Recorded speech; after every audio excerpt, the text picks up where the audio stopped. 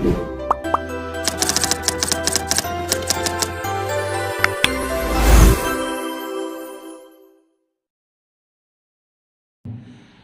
hari ini saya memberikan sedikit sambutan terkait dengan disiplin positif yang akan disampaikan. Sebelumnya izinkan saya mengaturkan panggilan Om Swastiastu.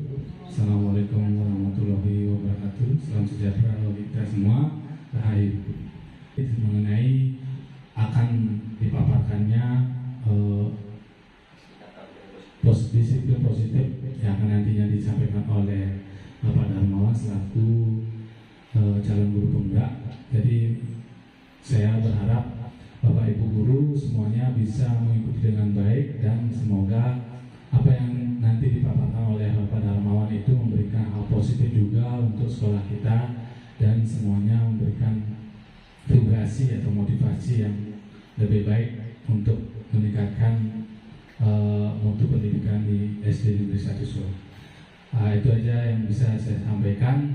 Semoga kegiatan nanti berjalan dengan lancar. Akhir kata saya tutup dengan para Santi. Om Santi Santi Santi. Wassalamualaikum warahmatullahi wabarakatuh. Pada hari ini mungkin mengganggu kesibukan Bapak Ibu dalam pengisian rapor. Jadi di sini saya selaku calon guru penggerak angkatan ke-10 mendapatkan tugas untuk membuat aksi nyata tentang budaya positif. Nah, sebelum saya memulai acara pada hari ini, saya aturkan Om Swastiastu. Assalamualaikum warahmatullahi wabarakatuh. Salam sejahtera, namo buddhaya. Baik Bapak Ibu, terkait budaya positif, saya ingin Bapak Ibu bersama-sama kita langsung belajar bagaimana kita nanti ke depannya di kelas kita masing-masing membuat kesepakatan kelas. Nah, apa itu kesepakatan kelas? Kesepakatan kelas itu adalah aturan-aturan yang bisa kita sepakati bersama-sama dalam bentuk positif, dalam kalimat positif. Nah, kesepakatan itulah yang nanti akan menjadi sebuah keyakinan kita, ya, menjadi sebuah keyakinan untuk diterapkan sehingga budaya positif akan tercipta di sekolah kita. Nah, Bapak Ibu, di sini ada kesepakatan forum diseminasi. Nah, ini saya kasih contoh kalimat positifnya adalah menghargai siapapun, menjadi pendengar yang baik. Jadi di sini kalimat negatif itu dihilangkan, tidak boleh menggunakan kata dilarang. Biasanya kan dilarang membuang sampah sembarangan, itu tidak boleh dalam budaya positif. Karena kita akan membuat keyakinan kelas. Jadi di sini kesepakatannya adalah kita menyepakati kalimat-kalimat yang tidak menggunakan kalimat negatif. Nah, ini saya mau Bapak Ibu menuliskan satu saja, masing-masing orang satu kesepakatan kelas, ya. Kesepakatan kelas, silakan. Ini kayak kesepakatan kelas yang harus dibuat dulu. Satu aja, jangan banyak. Oke, silakan dibuat keyakinan Bapak Ibu ya untuk menjadi sebuah kesepakatan kelas.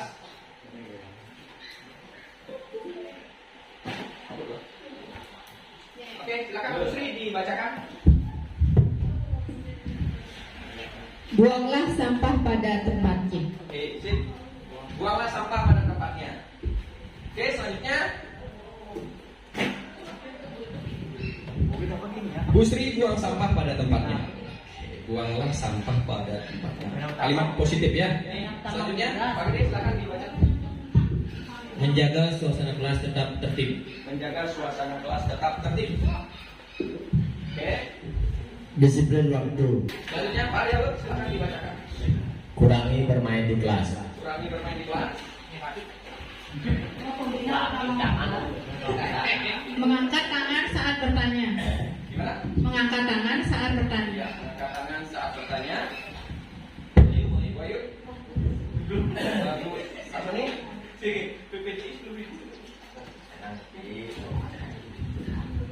Bersihkan lingkungan kelasmu. Bersihkan lingkungan kelasmu. Menciptakan suasana yang sejuk dan teduh di lingkungan. Menciptakan rasa aman, nyaman, dan menyenangkan di dalam kelas.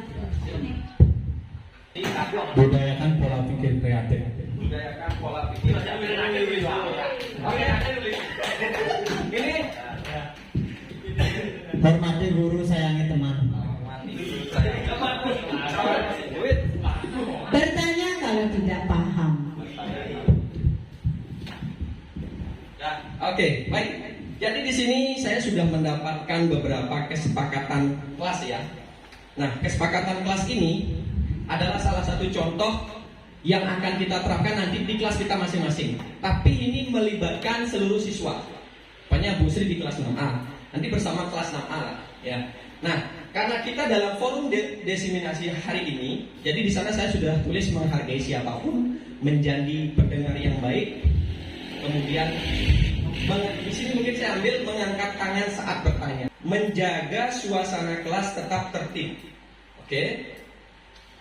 Ya, dari semua itu masuk beberapa poin ya yang akan kita sepakati dan ini menjadi keyakinan kita bersama. Setelah kita sepakat, ini menjadi keyakinan kita di kelas saat diskusi nanti. Nah, ini juga nanti bisa diterapkan di kelas kita masing-masing. Nah, karena kesepakatan kelas sudah kita sepakati, saya lanjut ke slide selanjutnya. Bapak Ibu, seorang guru yang baik harus memiliki kemampuan dalam mewujudkan budaya positif di sekolah. Nah, budaya positif tersebut dapat dijalankan dengan menerapkan konsep-konsep inti seperti yang pertama adalah disiplin positif, kemudian yang kedua motivasi perilaku manusia, yang ketiga keyakinan sekolah atau kelas, kemudian kebutuhan dasar manusia, kemudian yang kelima posisi kontrol restitusi, dan yang terakhir adalah segitiga restitusi. Materi-materi ini saya dapatkan dalam modul budaya positif Bapak Ibu dalam kegiatan CGP, dan di sini saya ingin menyalurkan apa yang sudah saya dapatkan sesuai tugas dari BGP bahwa saya harus membuat aksi nyata. Nah, pada kali ini saya akan mulai dari disiplin positif. Nah, Bapak Ibu, apa itu disiplin positif? Disiplin positif merupakan suatu cara Bapak Ibu, cara penerapan disiplin yang mengajarkan anak bertanggung jawab dan menumbuhkan kesadaran diri berdasarkan nilai-nilai kebajikan. Kira-kira kalimat seperti itu bisa Bapak Ibu cermati, maknai kira-kira seperti apa? Disiplin positif merupakan suatu cara penerapan disiplin yang mengajarkan anak bertanggung jawab. Jadi bertanggung jawab di sini maksudnya bertanggung jawab terhadap diri sendiri. Apa yang dia lakukan, apa yang dia ucapkan, itu dipertanggungjawabkan. Nah, itu adalah bentuk disiplin diri dari anak itu sendiri. Kemudian menumbuhkan kesadaran diri berdasarkan nilai-nilai kebajikan. Jadi anak-anak itu percaya bahwa, contoh, sing dadi menek-menek sanggah gitu kan. Dia percaya bahwa, dia yakin bahwa tidak boleh. Padahal tidak ada aturan di sekolah atau di kelas yang menuliskan jangan naik ke sanggah kan gitu ya. Tapi anak itu sudah punya kepercayaan bahwa anak itu tidak boleh, nah itulah nilai kebajikan. Jadi punya nilai baik di dalam diri anak itu. Dia punya potensi kebaikan di dalam dirinya, yaitu bahwa si Dadi ini si Dadi ngaplakin sirah guru gitu kan, contoh itu kebajikan. Gitu. Padahal aturan atau tata tertib atau kesepakatan kelas itu tidak ada di sana.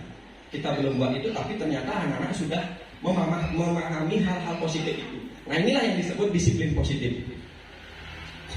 Kemudian disiplin positif lebih ke arah disiplin diri yang dapat mengontrol diri dalam melakukan segala tindakan. Jadi pada dasarnya setiap manusia itu adalah seorang pemimpin Bapak Ibu. Dari dia bangun tidur, dia harus pakai sepatu, dia lihat jam, kemudian dia menyiapkan buku pelajaran sesuai harinya. Itu adalah disiplin diri sebenarnya. Dia percaya bahwa dirinya dia harus berangkat sekolah. Tanpa ada yang menyuruh, dia sudah sadar sendiri. Semakin kita dewasa, semakin sadar dengan diri kita sendiri. Beda kalau dulu kita masih TK ya, atau SD, kadang-kadang masih nangis anak-anak. Disuruh masuk sama orang tuanya kan itu. Kecuali anak itu sudah memiliki ajaran atau didikan dari orang tua yang mengajarkan disiplin diri. Inilah yang penting dari disiplin diri. Nah, selanjutnya disiplin diri juga dapat membuat murid memahami dan menyadari berdasarkan motivasi internal. Nah, internal itu diri sendiri lagi, kembali lagi ya. Bukan karena paksaan Bapak Ibu. Nah, seperti yang kita buat tadi kita menyepakati sesuatu tadi. Semua peserta hari ini menulis kesepakatan bahwa dia sadar, saya harus, tadi Mela bilang, membuat suasana nyaman. Jadi Bu Mela percaya bahwa dalam dirinya Bu Mela, saya ingin kelas saya itu nyaman. Saya ingin kelas ini nanti tertib. Nah, itu sebenarnya keyakinan dirinya ya. Motivasi di internalnya dia. Sehingga dia meyakini bahwa di kelas saya bisa seperti itu. Sehingga muncullah kesepakatan dari Bu Mela yang bisa kita bacakan tadi. Tapi ini bukan paksaan ya. Belajar Pancasila yang pertama adalah beriman bertakwa kepada Tuhan Yang Maha Esa. Yang kedua adalah mandiri. Yang ketiga berkebinekaan global. Yang keempat bergotong royong. Kemudian yang kelima kreatif. Dan yang terakhir adalah bernalar kritis. Nah, profil pelajar Pancasila inilah yang menjadi tujuan akhir dari pendidikan kita dalam kurikulum Merdeka. Nah, untuk mencapai tujuan dari 6 dimensi profil pelajar Pancasila ini, kita memerlukan budaya positif Bapak Ibu. Dimulai dari keyakinan kelas, kesepakatan kelas yang sudah saya bahas sebelumnya. Selanjutnya Bapak Ibu, kita tidak lepas dari permasalahan murid. Seorang guru yang baik pasti memahami karakter murid itu. Kita harus memahami bagaimana murid-murid kita di sekolah. Pasti ada yang memiliki masalah secara pribadi, keluarga maupun lingkungan. Nah, sekarang Bapak Ibu saya akan mempresentasikan tentang motivasi perilaku manusia Bapak Ibu.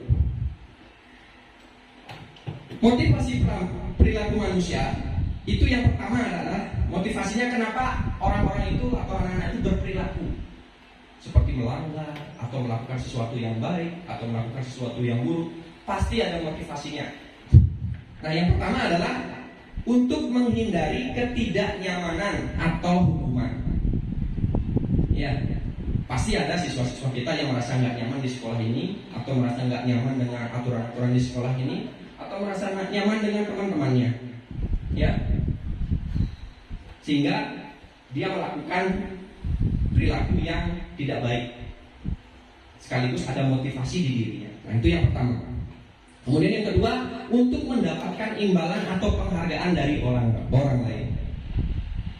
Yang kedua ini artinya adalah siswa itu pasti ada melakukan sesuatu pasti karena ingin dapat imbalan atau ingin mendapatkan pengakuan atau penghargaan. Nah, inilah perilaku yang kedua Bapak Ibu. Selanjutnya yang ketiga, untuk menjadi orang yang mereka inginkan dan menghargai diri sendiri dengan nilai-nilai yang mereka percaya. Jadi di sini yang ketiga ini lebih positif menurut saya ya, karena untuk menjadi orang yang mereka inginkan dan menghargai diri sendiri dengan nilai-nilai yang mereka percaya. Nah, inilah yang disebut dengan disiplin positif juga. Ada budaya positif di dalam dirinya secara internal. Nah, Bapak Ibu, keyakinan sekolah atau kelas. Nah, tadi kita awali forum ini dengan membuat keyakinan sekolah atau kelas. Nah, untuk keyakinan kelas, jadi di sini kita sebagai guru berperan dalam mewujudkan terbentuknya keyakinan sekolah atau kelas dengan adanya kesepakatan antara guru dan murid. Nah, kita tadi sudah sepakati beberapa kesepakatan kelas sehingga kita bisa menjadi keyakinan nanti ke depannya. Ya. Nah, ini bisa diterapkan di kelas kita masing-masing nanti. Ya, jadi di sini guru berperan dalam mewujudkan terbentuknya keyakinan sekolah. Kemudian keyakinan sekolah atau kelas berupa pernyataan-pernyataan universal yang mudah diingat dan dipahami dan harus diterapkan di lingkungan sekitar. Oleh karena itu, keyakinan kelas yang akan kita buat nanti itu singkat, jelas, padat, tapi gampang diingat oleh siswa. Jangan panjang, pilih-pilih, jangan. Jadi pendek, ya. Kemudian kurangi kalimat negatif atau kata negatif, seperti jangan, tidak boleh, gitu ya.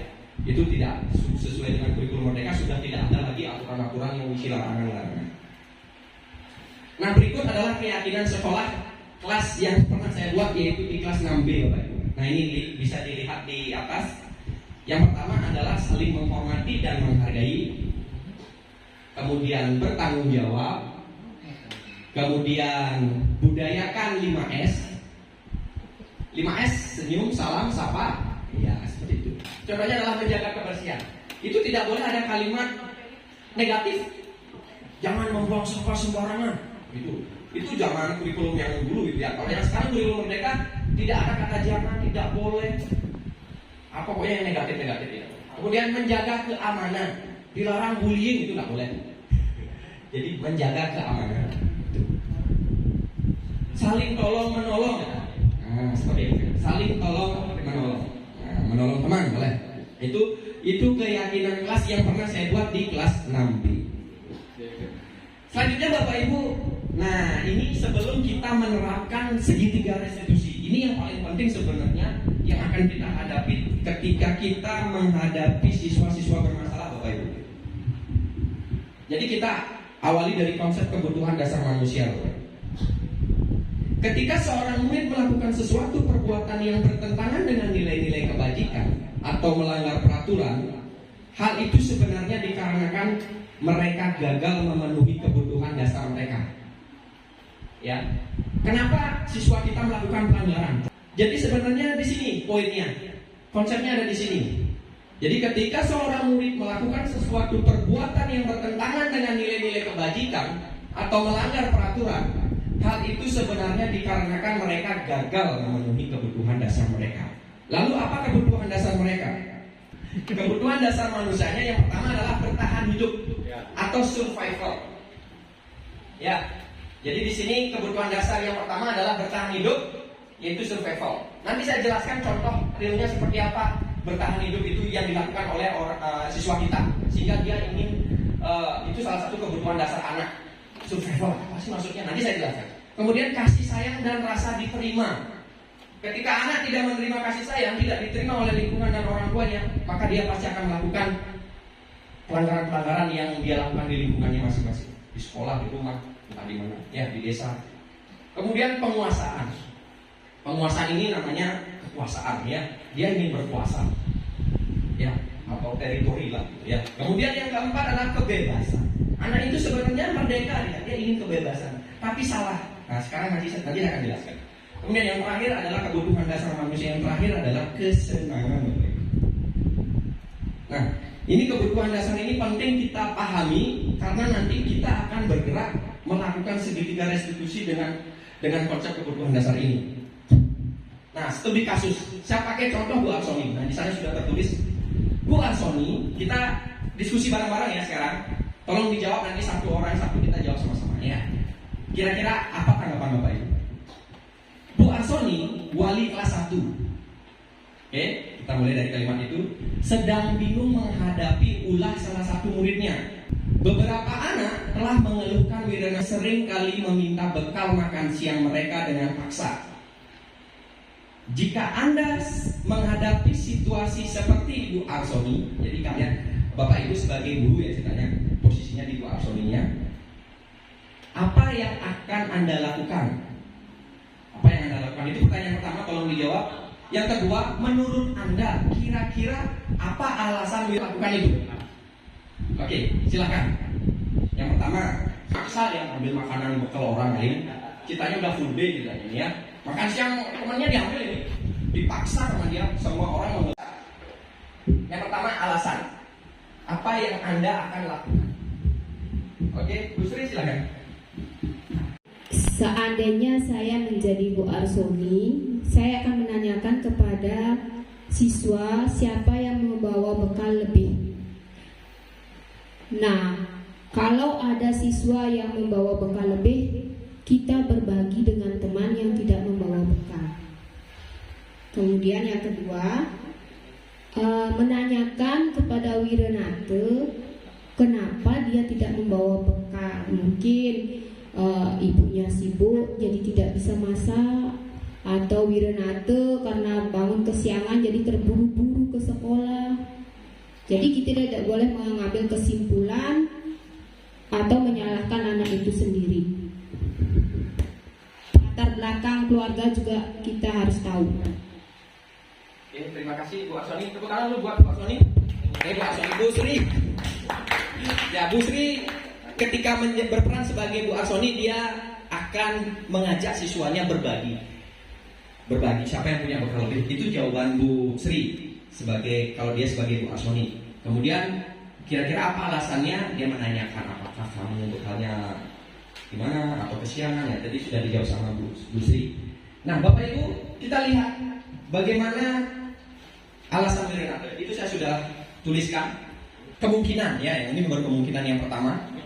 Karena ia lapar dan orang tuanya tidak membawakan bekal makan siang, maka kebutuhan dasar Wiranata yang dilakukan adalah sedang berusaha dipenuhi oleh Wiranata adalah kebutuhan untuk survival. Nah, tadi kebutuhan dasar yang pertama adalah survival, yaitu bertahan hidup, Bapak Ibu.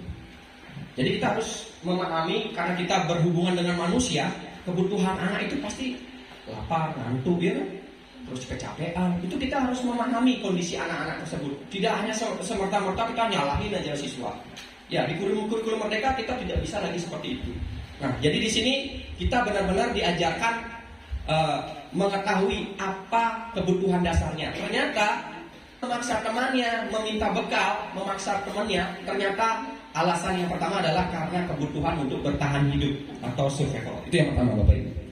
Selanjutnya, alasan kedua, karena dia merasa senang temannya jadi memperhatikan dia. Caper dia.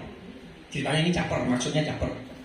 Ketika temannya melaporkan tindakannya itu pada gurunya dan gurunya memberitahu orang tuanya, maka kebutuhan dasar yang sedang dipenuhi adalah kebutuhan akan kasih sayang dan rasa diterima. Kemudian yang ketiga, alasan ketiga adalah karena temannya jadi takut dan menuruti keinginannya. Buktinya terbukti banyak siswa yang menyerahkan bekalnya. Artinya apa? Dia sedang berusaha memenuhi kebutuhan dasarnya, ingin berkuasa. Jadi semua takut.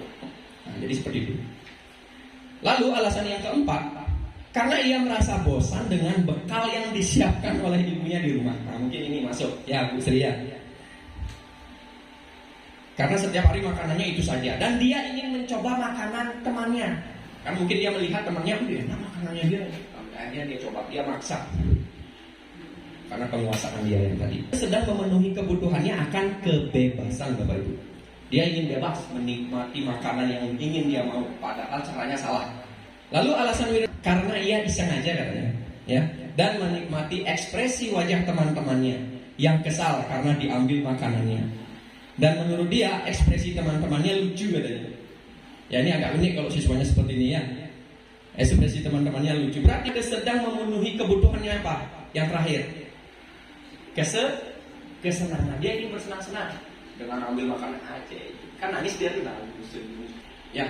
Nah, ini 5 kebutuhan dasar yang menjadi contoh yang bisa kita jadikan contoh ya, yang bisa nanti kita identifikasi nanti kepada siswa-siswa kita di kelas. Lanjut Bapak Ibu, posisi kontrol restitusi. Nah Bapak Ibu, ini adalah 5 posisi kontrol yang kita alami Bapak Ibu ya. Yang pertama adalah guru sebagai penghukum. Banyak, betul nggak? Banyak. Guru sebagai penghukum. Mungkin saya juga termasuk waktu itu. Kemudian guru sebagai pembuat merasa bersalah. Ini 5 posisi kontrol. Apakah Bapak Ibu ada di posisi ini? Di 1 atau 2, guru sebagai pembuat merasa bersalah. Jadi dia ini sampai dia merasa bersalah. Jadi, ya. Kemudian yang ketiga, guru sebagai teman. Nah, mungkin ada yang melakukan kesalahan dirangkul, ya, sebagai teman, gitu ya. Kemudian guru sebagai pemantau. Dan yang terakhir adalah guru sebagai manajer. Nah, ini Bapak Ibu 5 posisi kontrolnya. Kalau penghukum, guru melakukan apa Bapak Ibu? Kalau penghukum, guru menghardik, menunjuk-nunjuk, menyakiti dan menyindir murid tersebut. Ya, memarahi dengan keras, menunjuk-nunjuk, menyakiti, bahkan memukul, nyambak, nyontok mungkin ya, dan menyindir. Itu identitas gini. Motivasi yang pertama ya. Kemudian kalau kalimatnya seperti apa? sebagai guru yang kontrolnya sebagai penghukum, kalimatnya adalah kalau kamu tidak melakukannya, awas ya, paksakan nanti. Itu contoh penghukum. Hasilnya membentak, menyalahkan orang lain, berbohong, akan mengulangi kesalahan. Mungkin sedikit yang tidak mengulangi kesalahan dengan penghukum mungkin ya, tapi ada banyak mungkin yang seperti ini. Kemudian membuat rasa bersalah. Nah ini indikatornya ya. Kemudian yang seharusnya kita sebagai guru sebagai apa? Sebagai manajer Bapak Ibu. Ada pembuat rasa bersalah. Contohnya pembuat rasa bersalah ya, berceramah dan mengatakan seharusnya ibu kecewa sekali sama kamu, kemarin kamu sudah janji sama ibu gitu. Kok kamu mengulanginya? Ya, padahal dia udah janji. Akhirnya si anak merasa bersedih, dia kasihan gurunya. Ibu sampai dimarahin sama kepala sekolah gara-gara kamu gini-gini. Nah, itu membuat rasa bersalah siswa. Itu contohnya ya. Kemudian gurunya berkata lagi dia, kamu seharusnya, kamu sudah tahu, ibu lelah sekali mengatakannya, ibu stres. Nah, jadi dibikin playing victim lah gitu. Dibikin si anak tuh merasa bersalah gitu. Kemudian menyembunyikan dan menyangkal. Akhirnya si anak akan menyembunyikan, menyangkal dan berbohong. Kemudian murid meletakkan guru dalam dunia berkualitas. Nah, akhirnya murid berkata, maafkan saya ya. Akhirnya dampak kepada murid merasa rendah diri, kepercayaan dirinya hilang. Itu akibat dari membuat rasa bersalah. Ya, bahkan ini yang juga membuat, contohnya itu udah bullying pengumuman itu sampai dari Bu Wid bilang sampai bunuh. Nah itu membuat rasa bersalah, dia merasa bersalah nggak lulus gitu. Padahal itu keren gitu ya. Nah ini yang seperti ini membuat rasa bersalahnya juga harus kita hindari seperti ini. Kemudian teman, membuat teman gurunya apa yang dia lakukan, membuatkan alasan-alasan untuk muridnya. Ayolah lakukan demi ibu, masa kamu tidak mau? Ingat tidak, ibu pernah bantu kamu. Gitu ya. Sebagai teman dia, ini santai ya. Kemudian anak akan apa hasilnya? Anak akan ketergantungan mepet aja sama gurunya. Ya. Kemudian murid meletakkan guru sebagai orang yang sangat penting di dunianya. Jadi dia akan selalu ketergantungan sama guru tersebut.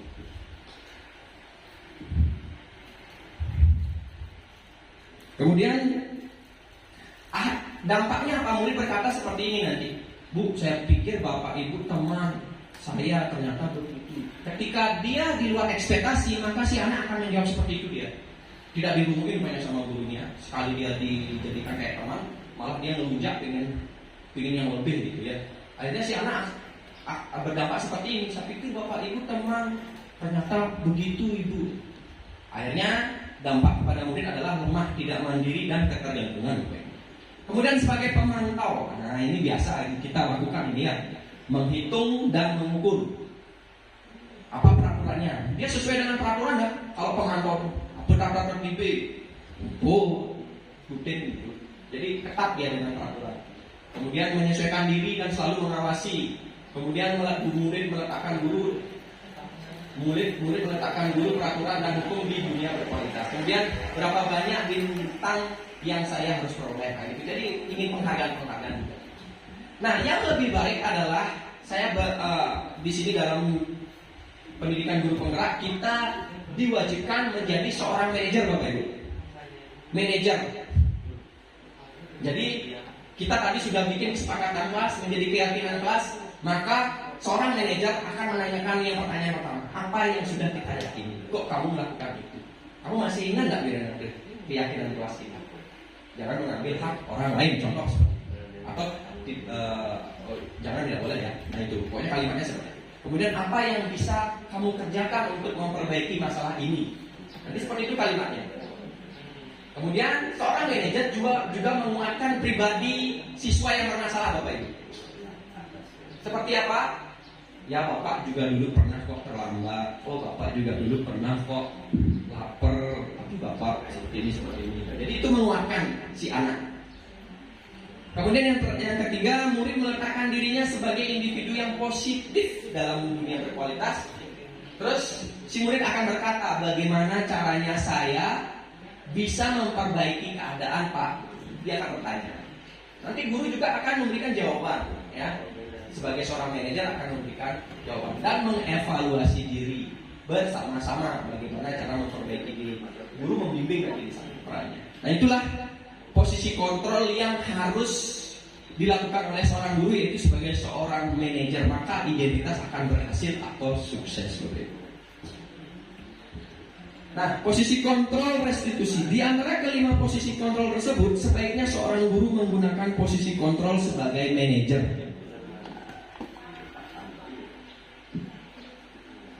Sebagai manajer, guru dapat membuat sesuatu bersama murid, mempersilahkan murid bertanggung jawab, dan mendukung murid agar dapat menemukan solusi.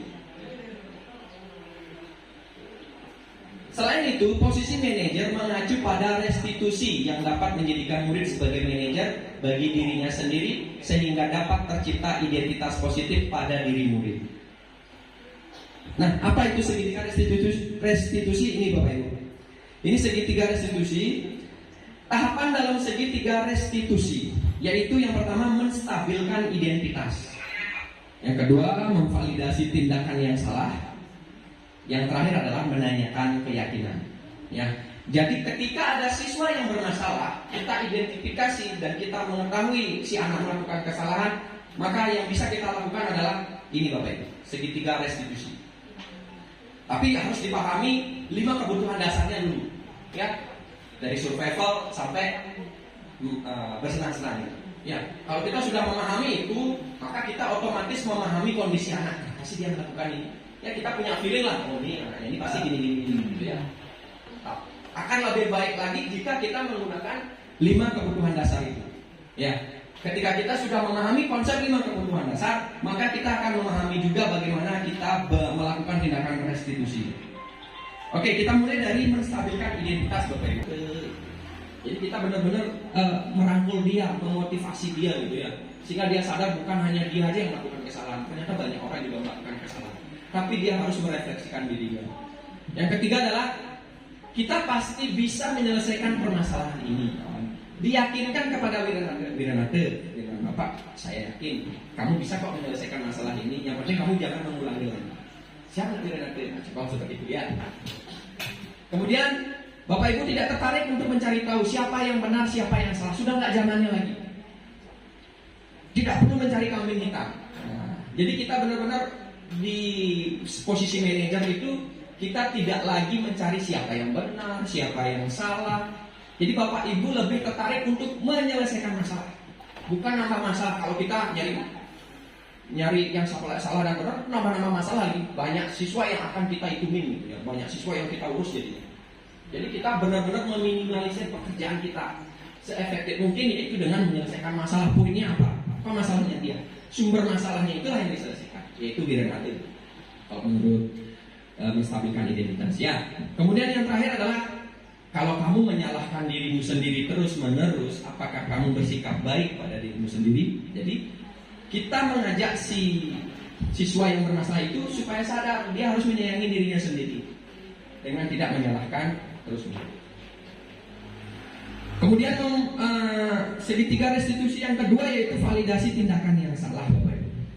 Nah, validasi tindakan yang salah itu dilakukan berdasarkan prinsip bahwa setiap perilaku berupaya memenuhi suatu kebutuhan tertentu, sehingga guru atau orang tua akan bergeser dari pemikiran stimulus respon menjadi proaktif serta akan lebih mengenali dan mengakui kebutuhan murid dan anak.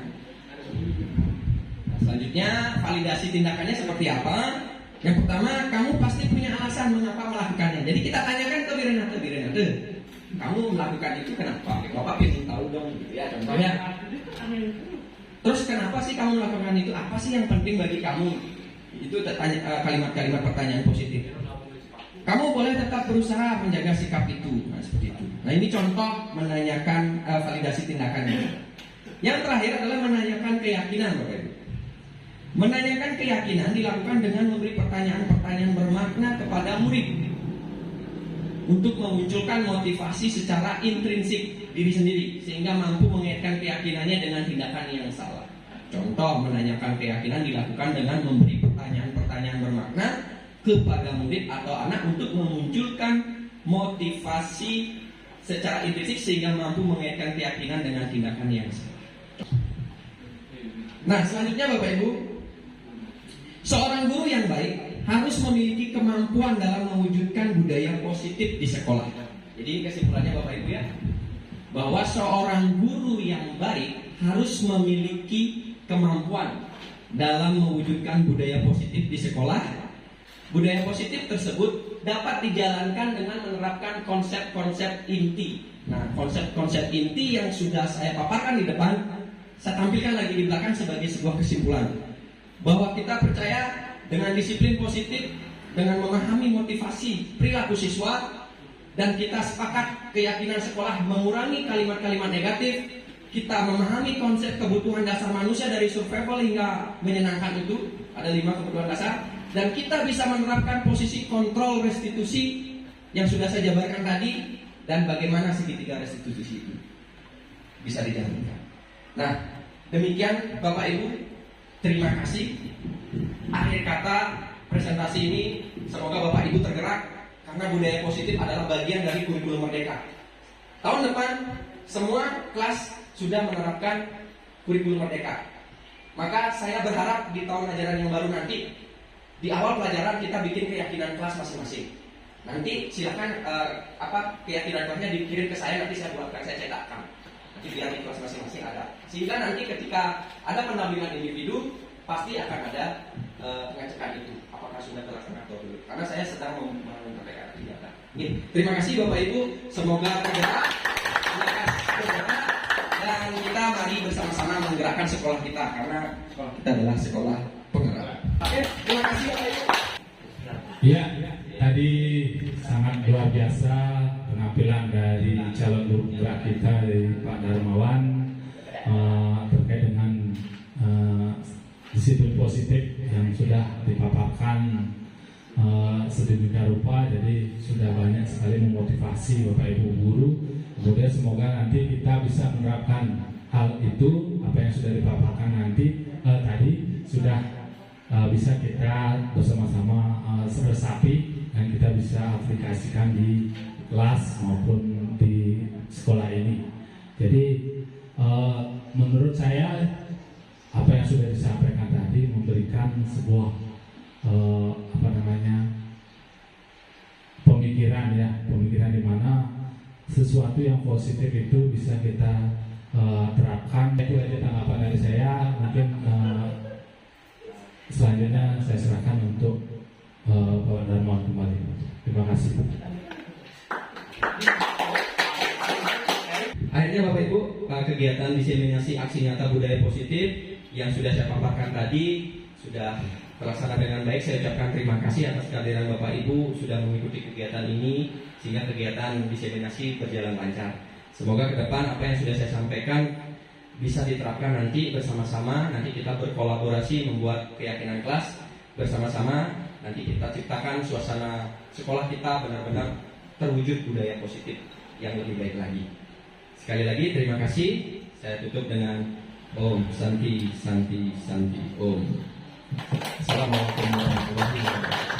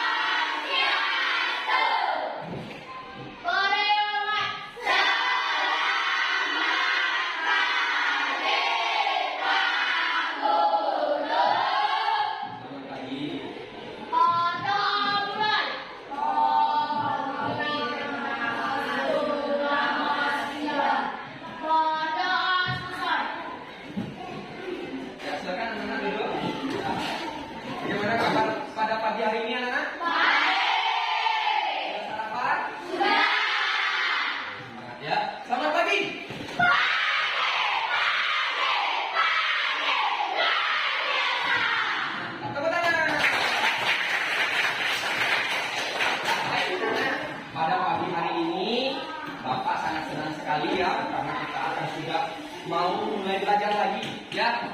Oleh karena itu Bapak mengajak kalian pada pagi hari ini untuk mengikuti pembuatan. Iya, kita akan membuat sesuatu. Mau tahu buat apa? Mau tahu? Kalau anak-anak pengen tahu pagi hari ini kita mau buat apa, kita akan membuat sesuatu yang akan menjadikan kelas kita menjadi kelas yang sangat baik. Ya, untuk menjadi kelas yang baik, apa yang harus dilakukan? Iya, dengan membuat kesepakatan. Ya, pada pagi hari ini kita akan membuat kesepakatan kelas. Ya, kesepakatan kelas itu apa? Kesepakatan yang disepakati bersama-sama. Ya, bersama-sama oleh kalian semuanya, bersama Pak Guru juga. Ya. Kesepakatan kelas itu harus yang berhubungan dengan suasana kelas kita supaya nyaman, supaya enak kita belajar ya, semuanya oke dengan pelajaran di sekolah ya, sehingga kita senang belajar di kita mulai hari ini ya, kita akan buat kesepakatan kelas dan itulah yang nanti menjadi keyakinan. Nah, kesepakatan kelas adalah sesuatu yang anak-anak inginkan di kelas. Saya bercita-cita berkeinginan kelas saya itu nanti ini biar saya senang belajar di kelas, betul nggak? Kelasnya panas, terus anak-anak saling sahabat-sahabat, ya saling lempar-lempar, nyaman tidak belajar? Kamu belajar digangguin, kan nggak nyaman ya? Saling pukul kepala, ya itu tidak mempan. Ya, oleh karena itu kita akan buat kesepakatan kelas. Tapi sebelum kita buat kesepakatan kelas, Bapak ingin kasih waktu anak-anak 1 menit untuk memikirkan bagaimana caranya kelas ini nyaman, bagaimana anak-anak senang di kelas ini. Ya, pikirkan 1 menit apa yang akan anak-anak buat nanti, karena Bapak akan memberikan kertas untuk anak-anak tulis. Silakan teman-teman pikirkan. Kira-kira apa yang akan dibuat? Kalau sudah siap, Bapak akan berikan kertas untuk menuangkan ide bagaimana kelas kita supaya nyaman buat belajar. Oke, sudah siap? Sudah siap? Oke, Bapak akan bagikan kertas ini. Ketika selesai tulis, langsung tempelkan di papan. Nanti kita bacakan bersama. Oke. Ya. Sudah? Yang sudah boleh langsung menempelkan di sini ya.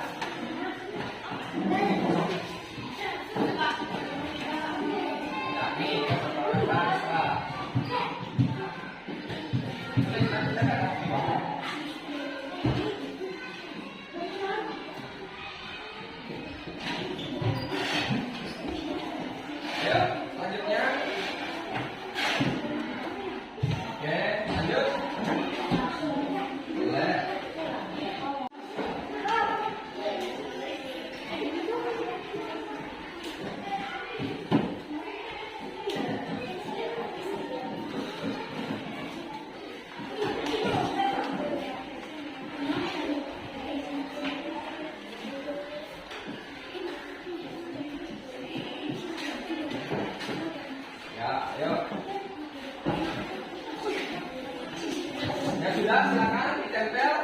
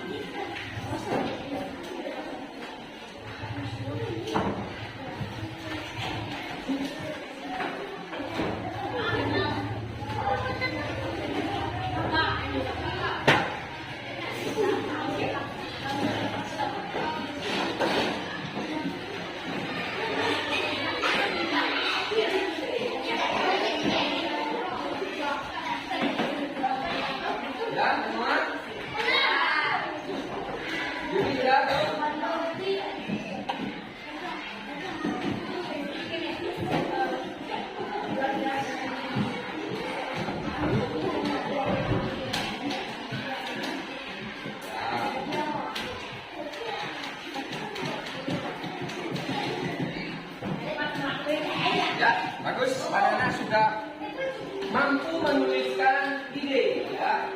Ide keyakinan dirinya anak-anak untuk menyepakati sesuatu, yaitu kesepakatan ini yang anak-anak percaya yang akan membuat kelas kita aman, ya. Oke, baik.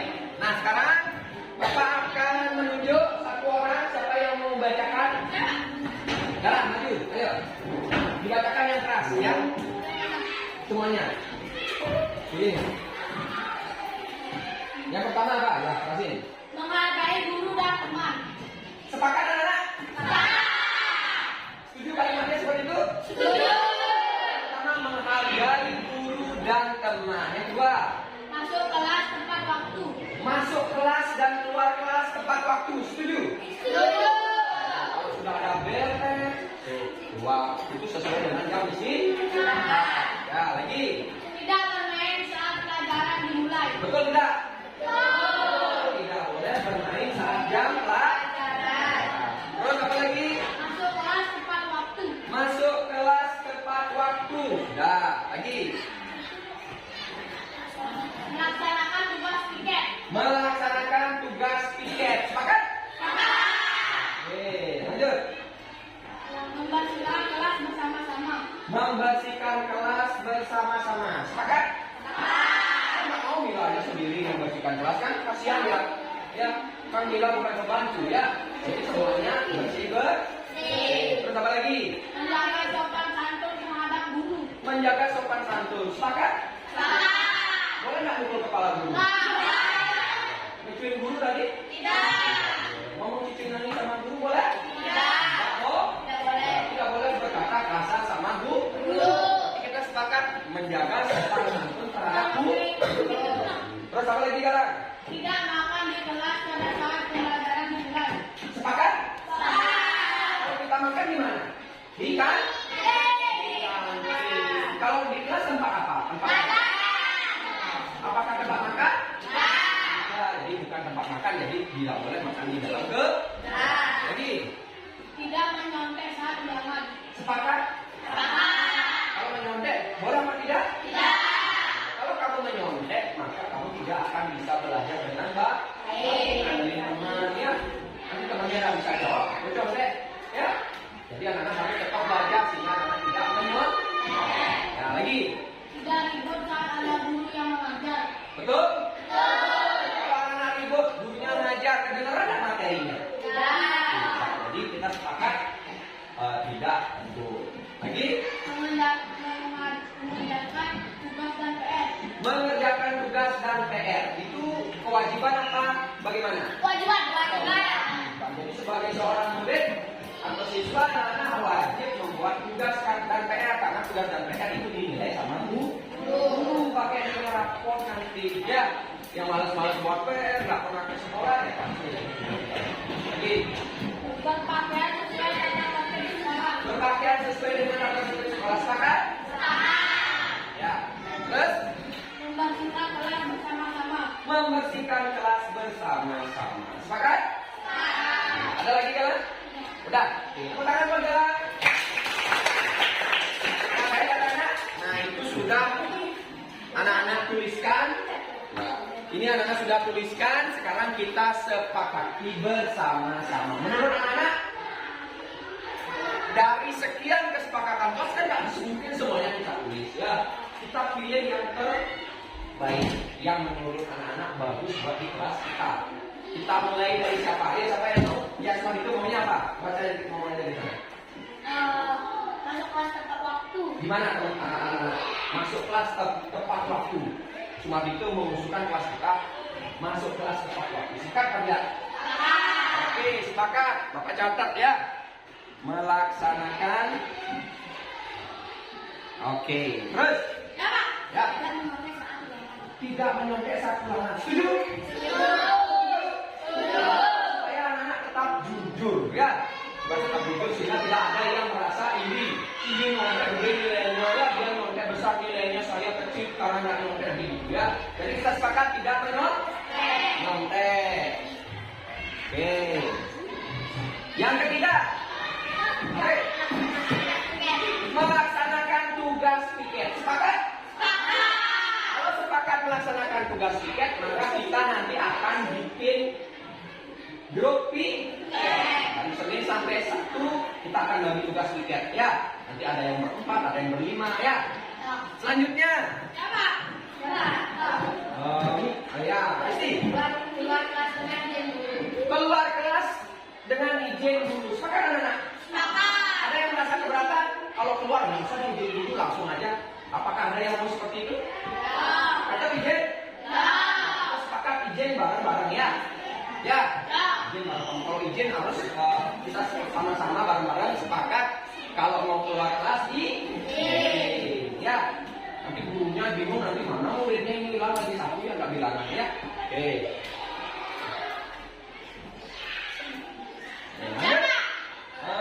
Ini dia mengerjakan tugas dan PR. Ya, sepakat. Sepakat? Kita akan membuat, karena itu sebuah kewajiban. Membuat PR itu kalau wajib dibuat, karena itu dapat nilai ya, dinilai sama guru ya, wajib. Membuat PR. Oke. Ya. Tidak makan di kelas saat pelajaran dimulai. Tidak makan di kelas saat pelajaran dimulai. Sepakat? Ketika bapak banyak ngajar terus kamu nyemil jajan gitu ya, sambil makan sambil belajar, bapak nggak sama guru itu. Dan kelas ini juga bukan tempat makan di mana? Di kantin atau jam istirahat. Oke, lanjut. Oke. Tidak boleh berantem. Sepakat? Karena kalian satu kelas bersaudara, jadi saling menjaga ya. Saling menjaga, tak boleh saling berantem. Ya, kalau berantem siapa yang menang, siapa yang rugi? Semuanya rugi. Ruginya apa? Sama-sama luka, babak belur. Habis itu kedua-duanya dipanggil ke kantor. Aku dipanggil ke kantor, orang tuanya lagi repot dipanggil. Sibuk-sibuk ngalintis nyari uang gara-gara anaknya nakal di sekolah, akhirnya orang tuanya dipanggil, akhirnya tidak kerja. Mau orang tuanya tidak kerja? Tidak, ya jadi anak tidak boleh berangkat. Ya. Oke, selanjutnya ya. Membersihkan kelas bersama-sama. Oke, Anda katanya membersihkan kelas bersama-sama. Sepakat? Sepakat. Ada yang tidak mau membersihkan? Kalau anak tidak ditulis, semuanya sepakat? Selanjutnya, ya. Menghargai guru dan teman. Nah, itu penting itu. Sepakat? Menghargai guru dan teman. Dia wajib guru dihormati. Nanti kalau tidak dihargai, tidak dihormati, tidak mau ngajar gurunya ya. Lagi, ya. Tidak boleh makan di kelas, sama kayak tadi ya. Tidak boleh makan di.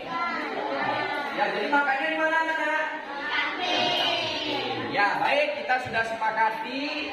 Ini adalah kesepakatan kelas ya, yang harus anak-anak apa?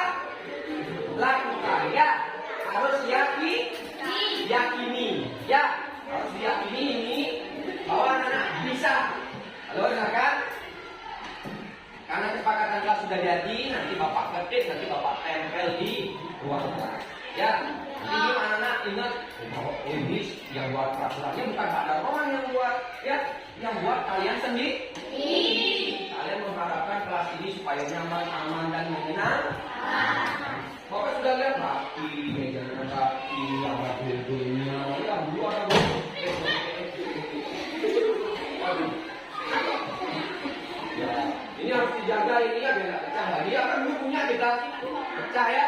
Nah, itu dijaga ini diamankan ya. Supaya aman. Kipas, sudah dapat kipas jangan dirusak. Ini kalau bisa kamu ke mana? Ya, nah kesepakatan kelas sudah jadi, nanti bapak pakai. Dan ini kita sepakati menjadi keyakinan.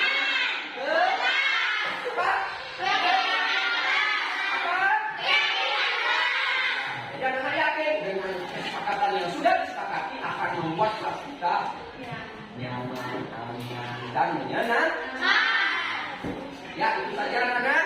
Bapak ucapkan terima kasih karena anak-anak sudah mau bekerja sama, sudah mau semangat membuat kesepakatan kelas, sudah mau maju ke depan, memberikan ide-idenya. Ya, sekali lagi Bapak ucapkan terima kasih dan Bapak berharap kelas ini akan lebih baik lagi di tahun ajaran baru. Ya, sepakat anak-anak? Terima kasih, itu saja dari Bapak. Mari kita akhiri dengan doa. Berdoa, pulang.